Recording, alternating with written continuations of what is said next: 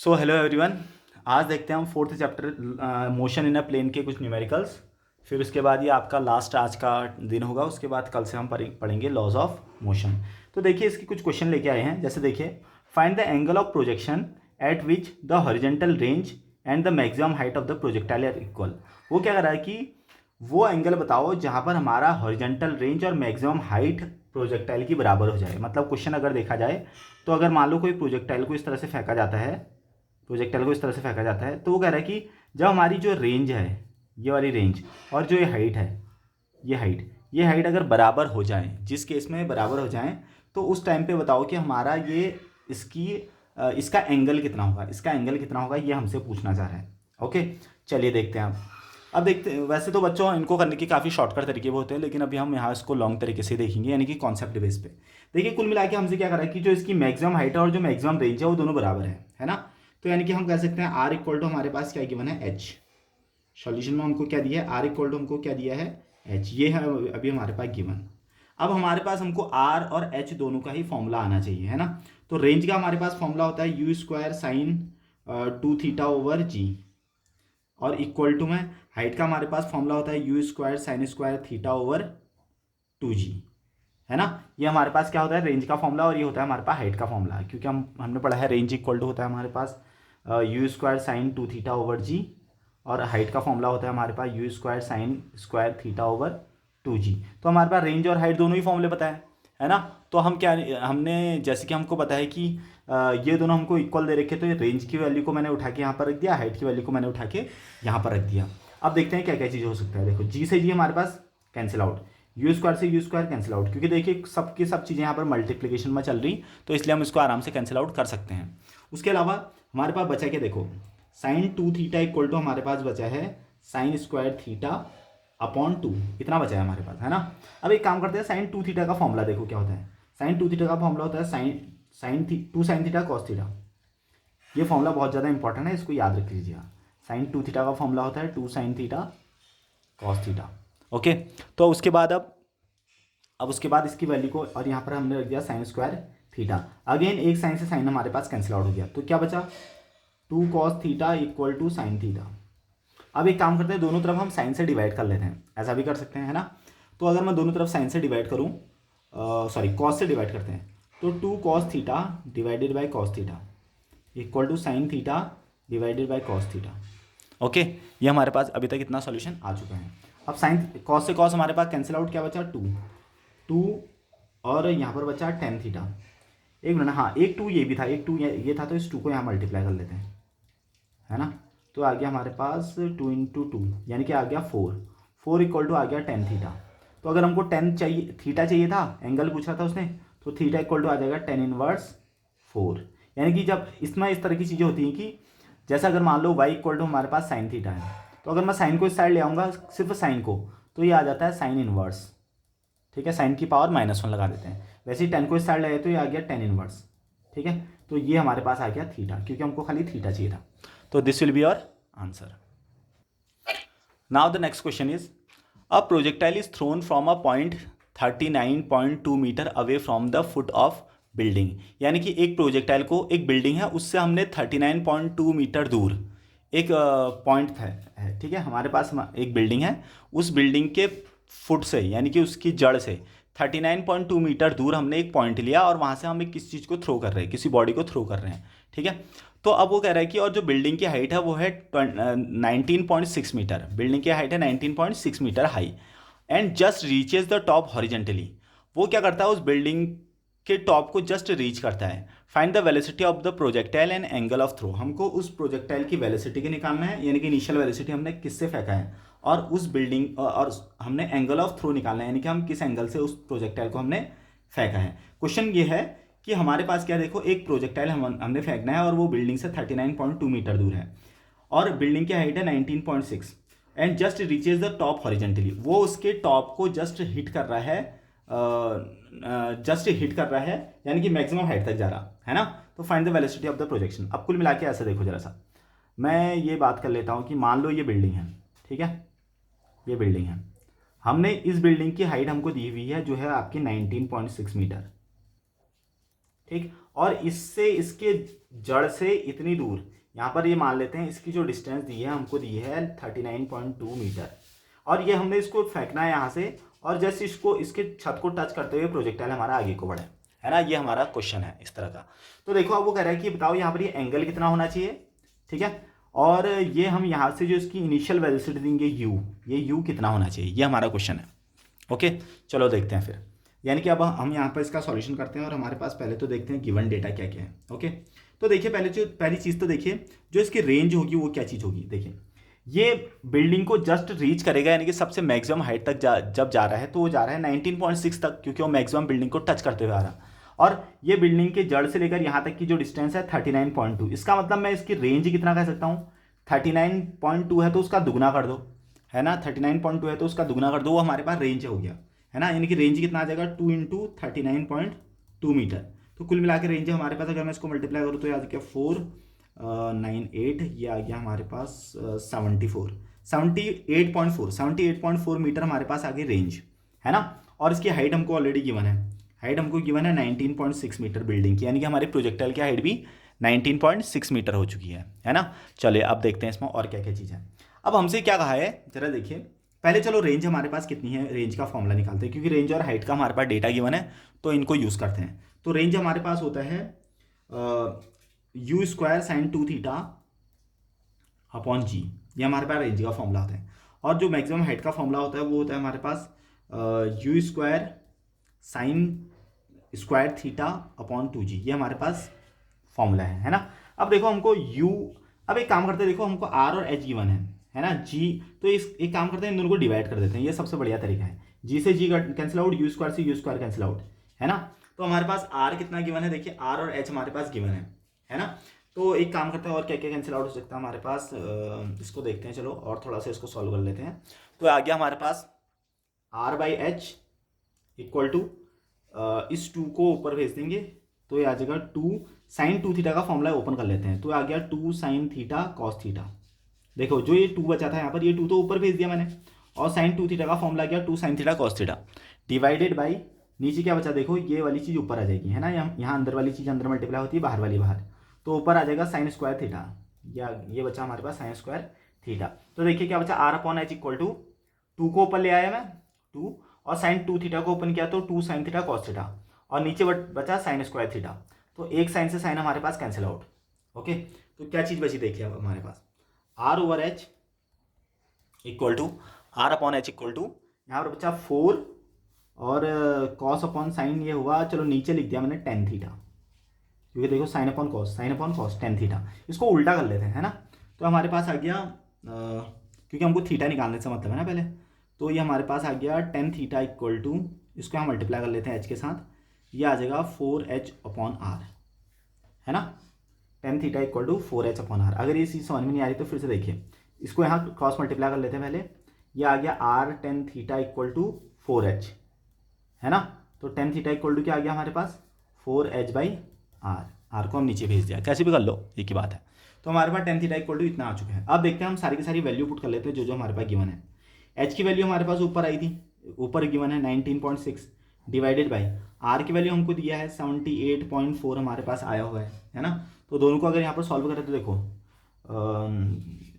24 2 36 और 2 38 7 ठीक, बिल्कुल एग्जैक्टली नीचे वाले के बराबर आ रहा, एग्जैक्टली नीचे वाले के बराबर।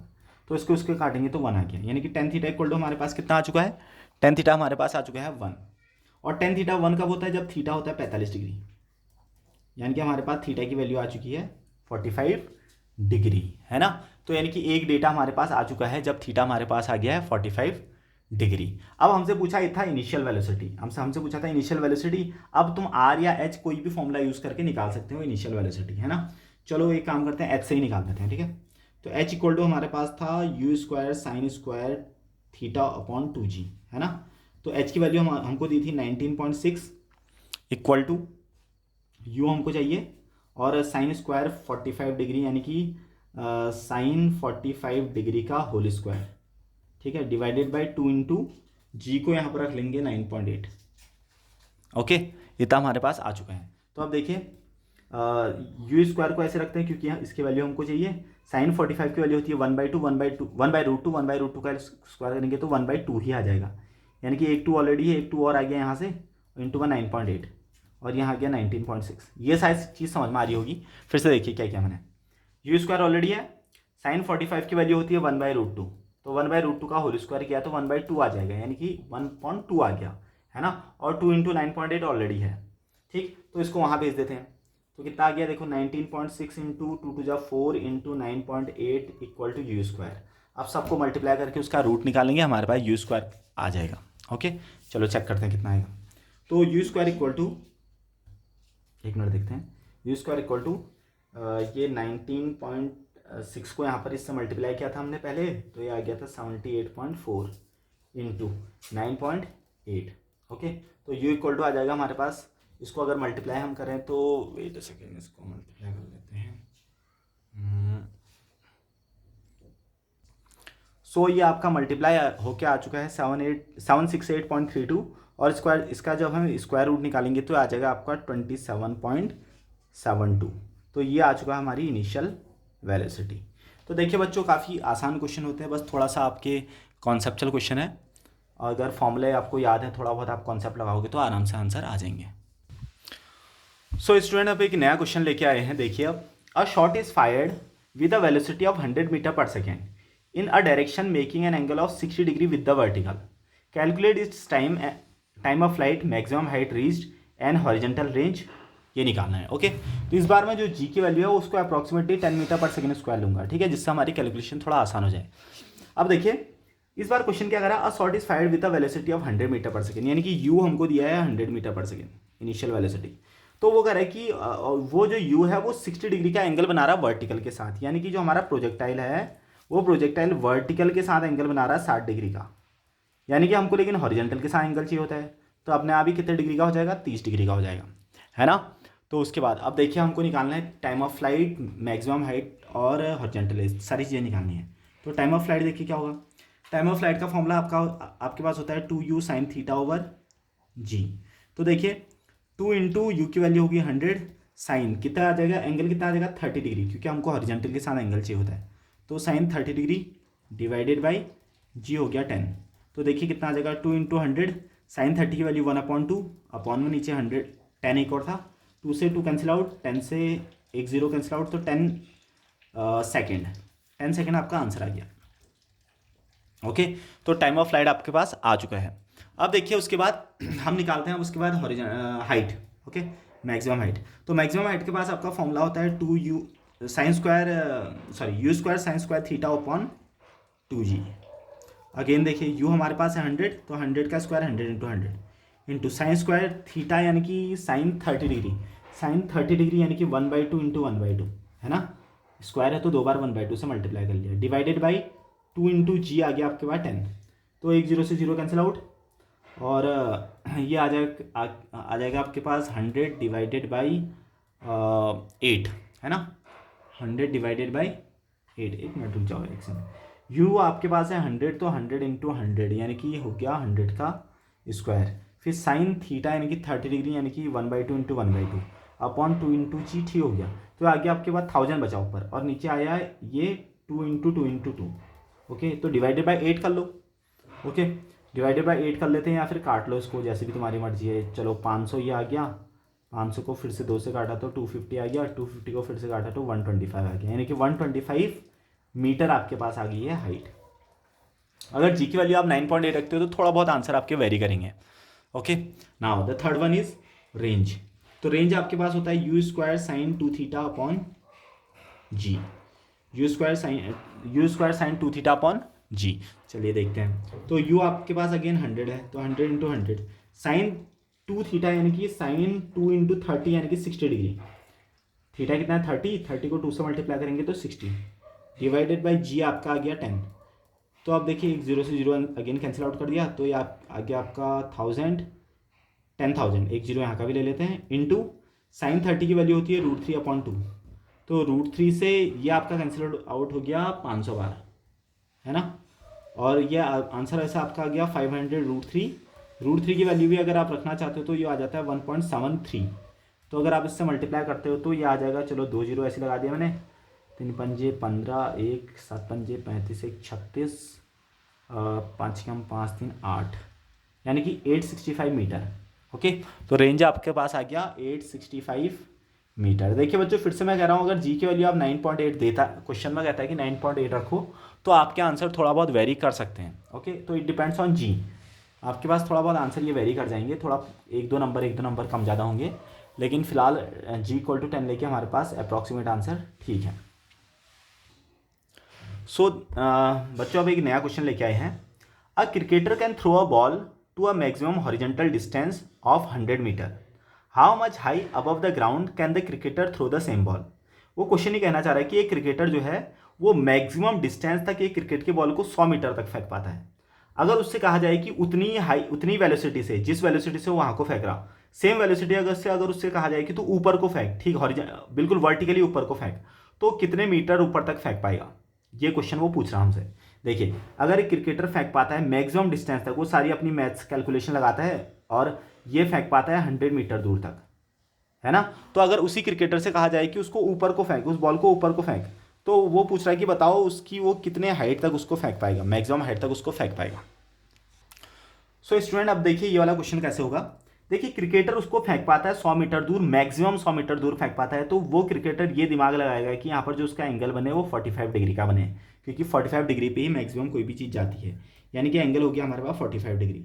तो अगर मैं तुमसे रेंज का फॉर्मूला पूछूं, यानी कि रेंज का फॉर्मूला हमारे पास कितना होता है, तो होता है u square sine 2 theta upon g, है ना, ये हमारे पास रेंज का फॉर्मूला होता है।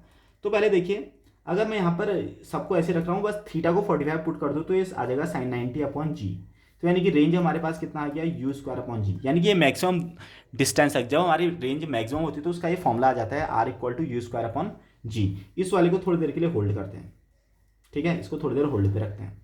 उसके बाद देखिए, अगर मैंने कहा कि अगर हमको मैक्सिमम डिस्टेंस तक फेंकना है किसी चीज़ को मतलब कितनी हाइट तक फेंकना है, तो हाइट तक फेंकना है तो अगेन हमको कौन सा फॉर्मूला लगाना पड़ेगा, हाइट का फॉर्मूला लगाना पड़ेगा, या फिर हम सिंपल इक्वेशन ऑफ मोशन का भी यूज़ कर सकते हैं। इक्वेशन ऑफ मोशन का यूज़ क्यों कर सकते हैं, क्योंकि जब भी हमारा एक्सेलरेशन कांस्टेंट होता है, क्योंकि कांस्टेंट एक्सेलरेशन से है ना, क्योंकि जब बॉल को ग्रेविटी खींची तो ग्रेविटी कांस्टेंट होती है, तो कांस्टेंट एक्सेलरेशन के लिए हमेशा हम इक्वेशन ऑफ मोशन का भी यूज़ कर सकते हैं, जैसे कि यू स्क्वायर वी स्क्वायर माने u square equal to 2a s का यहाँ पर यूज़ करेंगे। तो देखिए, फाइनल वेलोसिटी जब वो बॉल मैक्सिमम हाइट तक जाएगी तो मैक्सिमम हाइट पे उसकी वेलोसिटी हो जाएगी 0, है ना। जब टॉप पे सबसे ऊपर जाएगी तो उसकी वेलोसिटी वहाँ पर हो जाएगी 0। इनिशियल वेलोसिटी तो यू स्क्वायर ही रहेगी, इक्वल टू 2 इंटू ए उस पर लगेगा माइनस का जी, क्योंकि जब वो ऊपर को जाएगा, इक्वल टू, और जो डिस्प्ले एस है वो ये एस आपका एच हो जाएगा। कुल मिला के अगर मैं इसको थोड़ा सॉल्व करूँ तो एच इक्वल टू हमारे पास कितना आ गया, माइनस का यू स्क्वायर अपॉन माइनस का 2g, तो माइनस से माइनस कैंसिल आउट हुआ, हमारे पास एच इक्वल टू आ गया यू स्क्वायर अपॉन 2g। अब एक चीज़ देखिए, हमारे पास आंसर लगभग आ चुका है। यू स्क्वायर अपॉन जी को क्या मैं आर कह सकता हूँ मैक्सिमम डिस्टेंस के लिए, बिल्कुल कह सकता हूँ। तो यानी कि एच इक्वल टू हमारे पास आया था यू स्क्वायर अपॉन 2g, और मैंने यू स्क्वायर अपॉन 2g को क्या कहा, आर, यानी कि एच इक्वल टू हमारे पास आ गया आर अपॉन 2। तो कुल मिला के हमारे पास मैक्सिमम रेंज उसकी कितनी थी, 100, तो हाइट कितनी हो जाएगी, 50। बस इस चीज़ को याद रखिएगा। अब इस चीज़ को याद रखिएगा कि अगर कोई बंदा जितनी मैक्सिमम हॉरिजॉन्टल लेंथ तक उसको रेंज तक फेंक सकता है, तो हाइट हम हमेशा उसके आधी फेंक पाएगा। फॉर एग्जांपल, अगर कोई बंदा मैक्सिमम रेंज तक किसी बॉल को फेंकता है 120 मीटर, तो वो कितनी हाइट तक फेंक पाएगा, 60। अगर कोई बंदा मैक्सिमम रेंज तक फेंकता है 60, तो हाइट में कितना फेंक पाएगा, 30। आधे से डिवाइड कर दिया करो, ठीक है। तो वैसे ही ये बंदा अगर 100 मीटर दूर तक फेंक पा रहा है, तो वो हाइट कितनी है, मैक्सिमम हाइट तक फेंक पाएगा, 50 तक।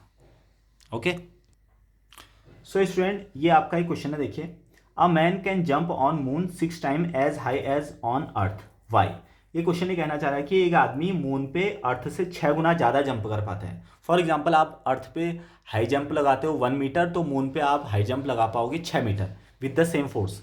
जितने आपके पास ताकत है, उस ताकत से आप 6 गुना ज़्यादा जंप कर पाओगे मून पर, है ना। जैसे कोई आदमी हाई जंप करता है फॉर एग्जाम्पल 2 फीट, है ना, तो वो मून पे कर पाएगा 12 फीट, 6 से मल्टीप्लाई कर दिया कर उसको। तो ये क्वेश्चन ये पूछना चाह रहा है कि ऐसा क्यों होता है, ठीक है।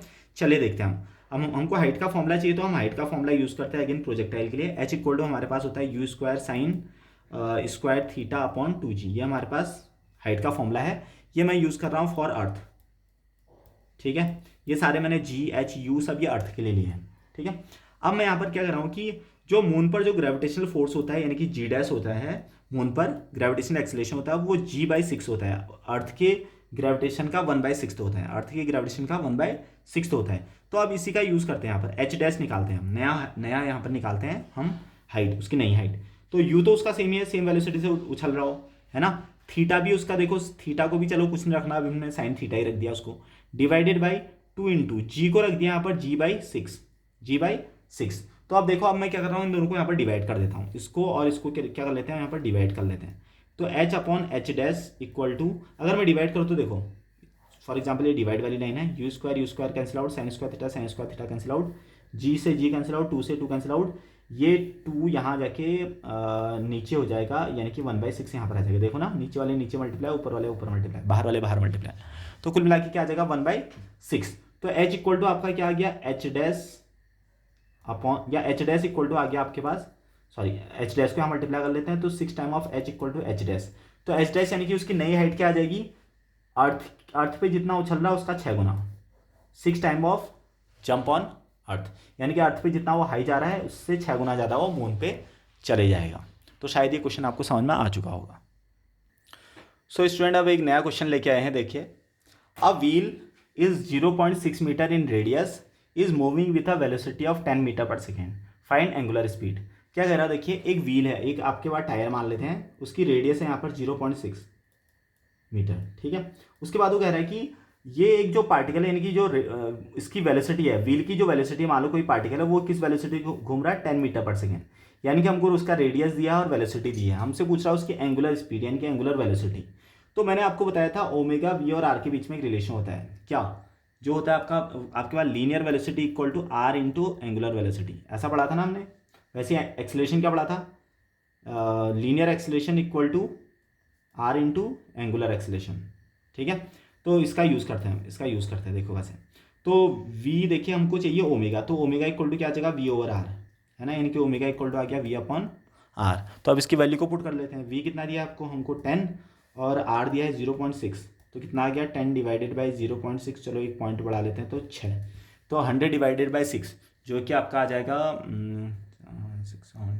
67.67, ओके। तो ओमेगा आपका इतना आ गया, जिसको हम क्या बोलेंगे, ओमेगा की यूनिट आ जाएगी आपके पास रेडियन पर सेकेंड, रेडियन, एक minute, theta equal to l upon r होता था, ये होता था रेडियन, तो radian per second, okay, radian per second. तो ये आपके आगे इसकी वैल्यू। सो स्टूडेंट, अब एक नया क्वेश्चन लेके आए हैं, देखिए। An aircraft executes a horizontal loop of radius 1 kilometre with a steady speed of 900 kilometre per hour, compare its centripetal acceleration with acceleration due to gravity. देखो क्वेश्चन क्या करा, एक एयरक्राफ्ट है जो कि हॉरिजॉन्टल लूप बना रहा है, जैसे कि हमारा जो सरफेस होती है, सरफेस के ऊपर एक लूप बना रहा है हवा में, ठीक है। और लूप मतलब कि एक सर्कल टाइप का बना रहा है, और वो सर्कल का जो रेडियस है वो है 1 किलोमीटर, यानी कि यहाँ कहीं हवा पे वो 1 किलोमीटर रेडियस का एक लूप बना रखा है, गोल गोल घूम रहा, मतलब हमारा एयरक्राफ्ट हवा में ऊपर, ठीक है, हमारे सर के ऊपर।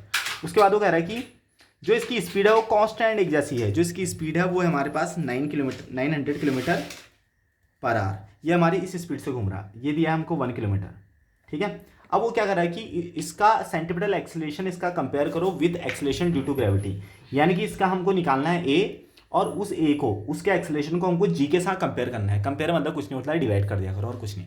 चलो अब देखते हैं, कुल मिला के हमने यहाँ पर निकालना है सेंट्रीपिटल एक्सेलरेशन, क्योंकि जब ये घूम रहा होगा तो एक जो इसका एक्सेलरेशन होगा वो सेंट्रीपिटल एक्सेलरेशन ही होगा। तो कुल मिला के हमको सेंट्रीपिटल एक्सेलरेशन निकालना है, और सेंट्रीपिटल एक्सेलरेशन का फॉर्मूला होता है a equal to v square upon r, a equal to v square upon r. चलिए अब देखते हैं, पहले इसको मीटर पर सेकेंड में कन्वर्ट करते हैं। क्यों? क्योंकि हमको जो जी की वैल्यू होती है, ये gravitation due to acceleration due to gravity, जो स्मॉल जी की वैल्यू होती है वो हमको मीटर पर सेकेंड स्क्वायर में पता होती है, यानी कि ऐसा यूनिट में। तो इस वी को पहले कन्वर्ट कर लेते हैं मीटर पर सेकेंड में। तो v equal to 900 into metre per second में कन्वर्ट करने के लिए 5/18 से मल्टीप्लाई, तो 18 पंजे 90, यानी कि 250 मीटर पर सेकेंड स्पीड से घूम रहा हमारा एयरक्राफ्ट हवा में। चलिए अब देखते हैं, और जो इसकी रेडियस है, जो हमारे पास रेडियस है वो है 1 किलोमीटर, 1 किलोमीटर कह सकते हैं, यानी कि 1000 metre, okay, now acceleration due to gravity, sorry इसका एक्सेलरेशन क्या आ जाएगा, सेंटीपिटल एक्सेलरेशन v की वैल्यू को रख देंगे हम 250 का स्क्वायर, यानी कि 250 इंटू 250 वी स्क्वायर इसमें रखेंगे ना, डिवाइडेड बाय रेडियस हमारे पास 1000, 0 0 कैंसिल आउट, 0 0 कैंसिल आउट। अब देखिए 5 से ये कट जाएगा 5 बार, 5 से ये कट जाएगा 2 बार, तो 25 पंजे 125 डिवाइडेड बाई 2, यानी कि हमारे पास आ गया ये 25 पंजे, देखना 25, हाँ ठीक है, तो आ गया 125 डिवाइडेड बाई 2, ठीक है, तो आ जाएगा 65 62.5 ऐसे कुछ आएगा शायद, है ना। तो ये हमारे पास आ गया 62.5। ओके, तो ये हमारे पास आ गया इतना मीटर पर सेकेंड स्क्वायर, ये आ गया हमारे पास एक्सेलरेशन। ओके, यानी कि जो सेंटीपिटल एक्सेलरेशन आएगा इस एयरक्राफ्ट का वो इतना आ गया।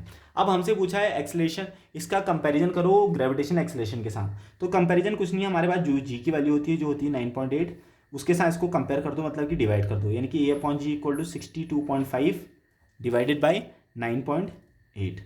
अब देखिए कितना आ जाएगा ये आपके पास 63, वेट अ सेकेंड, हाँ इसको कैलकुलेट कर लेते हैं। तो ये आपका डिवाइड होके आ गया है 6.38। कुल मिला के मैं ये कहना चाह रहा हूँ कि उसका जो एक्सेलरेशन है वो जी के कंपेयर में, यानी कि जी से इतना ज़्यादा है, कितना ज़्यादा, 6.38 टाइम्स ज़्यादा है उसका एक्सेलरेशन। ओके, तो ये था आपके कुछ क्वेश्चन जो कि आपके सेंट्रीपिटल एक्सेलरेशन से, एंगुलर वेलोसिटी से, प्रोजेक्टाइल मोशन से रिलेटेड आपके न्यूमेरिकल थे, जो कि आपके एग्जामिनेशन पॉइंट ऑफ व्यू से बहुत ज़्यादा इंपॉर्टेंट होते हैं। Okay, thank you.